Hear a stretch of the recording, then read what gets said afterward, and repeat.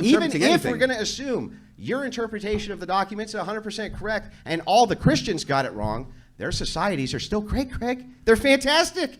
Nobody's getting stoned in them. Andrew Wilson has been heavily criticized for his views on Christianity, and in this video we are going to break down a recent debate during which he said that Christianity was a better choice for society than secular humanism. So I am aware that Andrew Wilson is a pretty controversial topic by itself, to say the least, and that Wilson on Christianity is an even more explosive topic. Therefore, as a slight disclaimer, although I do respect Christianity, I am not a Christian myself, and this video is not made to pretend that one religion is better than another one. And actually, if you do think that you have good arguments against the ones that Wilson is making here in favor of Christianity, please write them down below. That could also be an interesting conversation with you. How is stoning people to death that work on the Sabbath better for society? Does anybody in any Christian nation stone anybody to death? It doesn't matter. The Bible says that you can. Does anybody, are we talking about whether the Bible's true or the effects of Christianity on society? Now, is there a single society, which is Christian, where they stone people to death, That Greg? wasn't what I said. So then what the fuck are you talking about? But the Bible says that you can do that, though, right? So if we say... If the Bible says you could do it, Craig, why aren't Christians doing it? A lot of them do. Where? There is many horrible Christians around the world. There is a Christian family that I was reading about where they had... Can I see a show of hands for all the Christians who are here who have ever stoned anybody to death? Do you want me to speak? I want to give... You look like the type... give Craig a chance. Am I allowed? Right. Go ahead. So I will use my version of the slide of mouth model to explain what is happening here. This was developed to study rhetoric and how influential language can be effective or not. Right here, the first inference being made by Craig was that since Christianity is advocating we can stone people to death and that it is okay, how could that be better for society? And obviously the first thing Wilson is doing is asking for evidence, quite normal in those cases.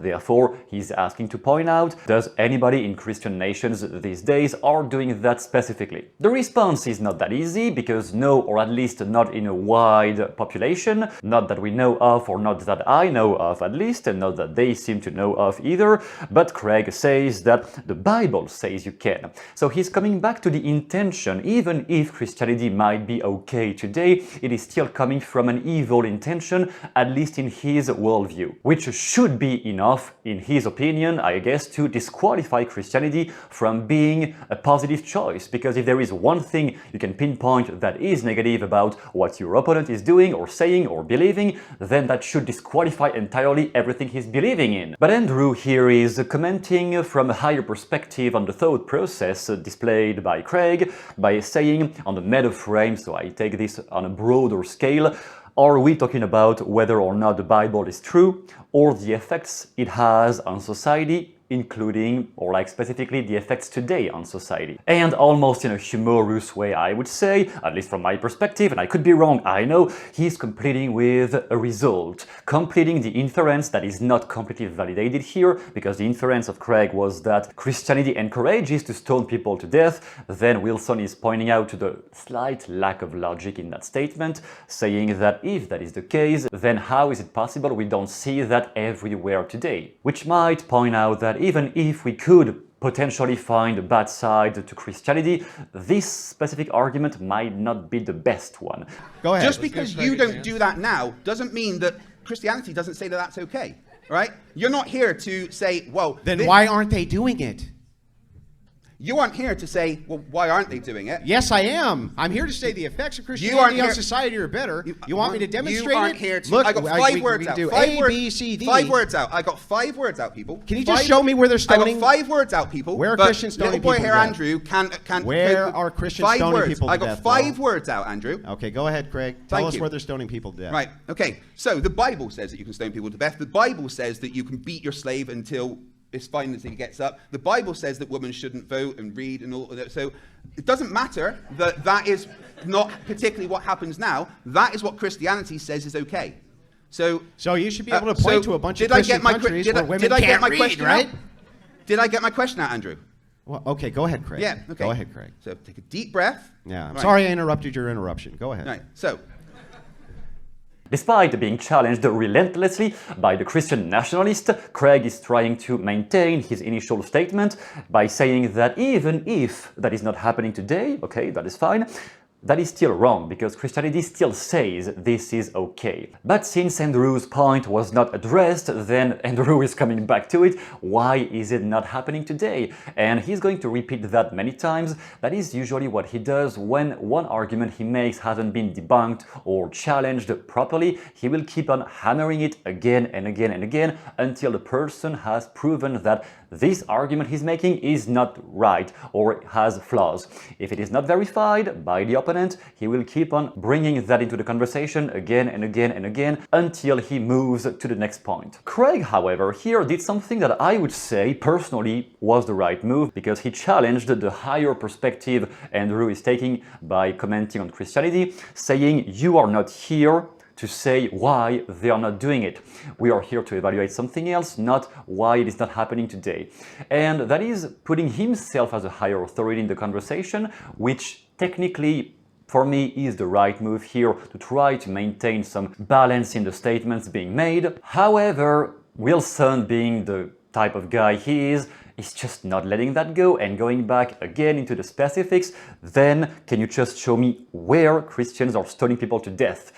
Today, in America, somewhere else, at least show me one example, and then I can concede the point. That is usually what he does, and we can find debates where he has actually conceded points. But when the person can't verify a claim he's making, then it is more difficult to advance on the debate, at least when you have Wilson in front of you. Which brings us to the core, what I think is the core of the argument of Craig, that on a moral standard, based on moral principles, the Bible says many antisocial acts are okay. He didn't use the words antisocial, but I translate. All the things he says are wrong, and from a basic moral standard we might say it is wrong, but where does that morality comes from? That is the more tricky point here. So the alternative map in this model is about what do you value as being more important and what does your opponent or interlocutor values as being more important. Sometimes there is a clash, and there is a clash specifically when we talk about religion. Christianity has the Bible as its guidelines. And the Bible says that you can do these things. Whether or not that happens now is because people are moral in general, but it doesn't matter. Christianity specifically says that you can do these things and it's okay. So yes, it does. The Bible absolutely says that you can beat your slave. Greg, I'm willing to engage with each of these. So Go let me ahead. ask you, how does those specific things that the Bible say that you can do make it better for society? How does suppressing women's rights and women's ability to read and talk, how is that better for society? Because the Bible says that you should do that. Okay, so let's take them one at a time. There is no Christian nation I'm aware of where women are getting stoned I didn't to ask death. about Christian nation, let's be clear. But can you answer my question? Well, I said, how does the Bible? Yeah, is the debate over whether the Bible is true, or is it the effects of Christianity on society? No, it's not. It's about which is better for society, Great, not the which effects. is better. So let's go over to which is better.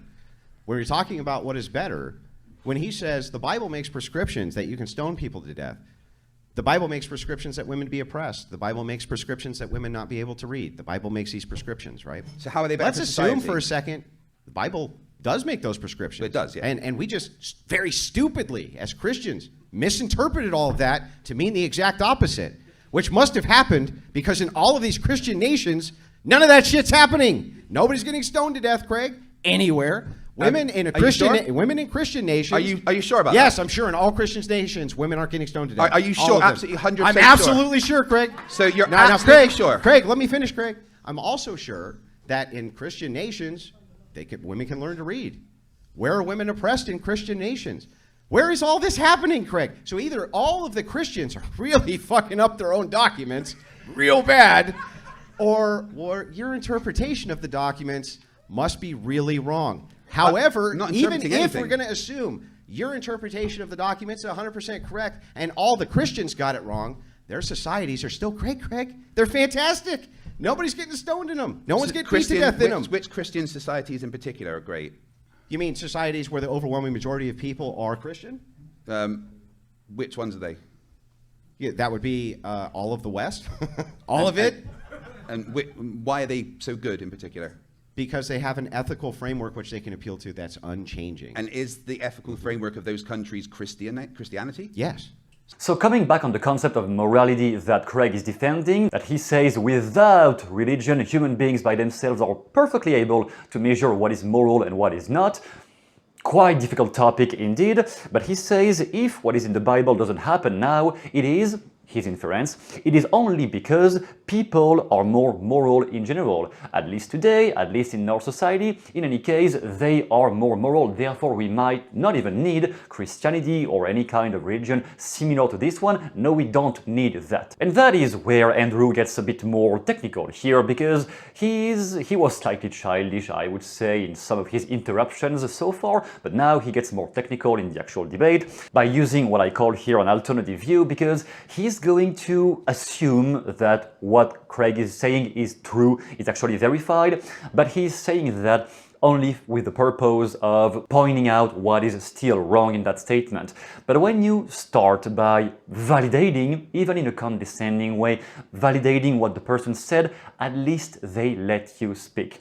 When it is just a game of interruptions, even if he likes to do this to make his opponent struggle sometimes, when it is just interruption over interruption, no one is really getting anything of value, of substance from the debate.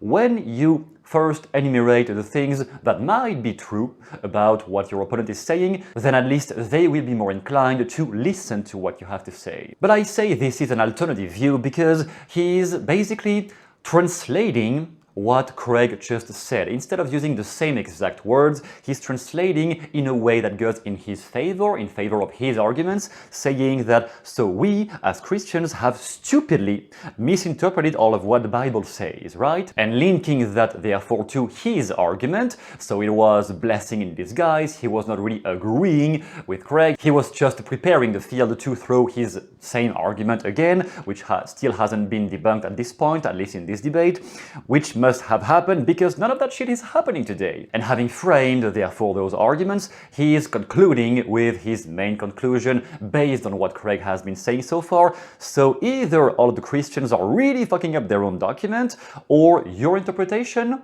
which is the word he used to describe Craig's statement, is wrong, or might be wrong, or partially incomplete. That is quite often what is behind Andrew Wilson's rhetoric. It is the law of non-contradiction. Two things that are being opposed can't exist at the same time. You can't be watching this video and not be watching this video at the same exact time. And from what I have seen so far, he is always using that principle as a basis to study all of the arguments of his opponents, whether it is on feminism, on Christianity, on any other topic. Just earlier, and no offense, I'm just going to point this out so that you know, you spoke out of two sides of your mouth. You said, I don't believe that men would collectively come together to use some kind of force against women.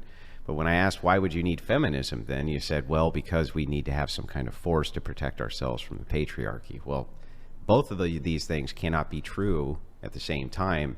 This is where we come to what we call Schrodinger's feminist, which is I'm a strong, empowered woman, but also a victim at the same exact time. And it can't really be both. It has to be one or it has to be the other. And nothing personal against Craig either. I think it is quite difficult and challenging to debate in front of an audience. People who are safely hidden behind their keyboards think it is so easy. That is quite challenging to say the least. So nice job anyway. And again, if you think, you're watching this right now, if you think you have better arguments than the ones Craig has presented, then please write them down below. That could be interesting. Also, I have something for you. If you are interested into figuring out how to prepare an argumentation for a debate, you have a chapter down below coming from my book specifically on debate skills, breaking down different debates like those on politics, on religion, on other topics, to show you how you can decide what is the best argument and which ones are the most easy to debunk, and how to avoid, therefore, the ones that will be challenged too easily during a debate. You have this chapter down below, available for some limited time only. Download it while you can. And in the meantime, thanks a lot for watching. I will see you soon in the next video. Goodbye.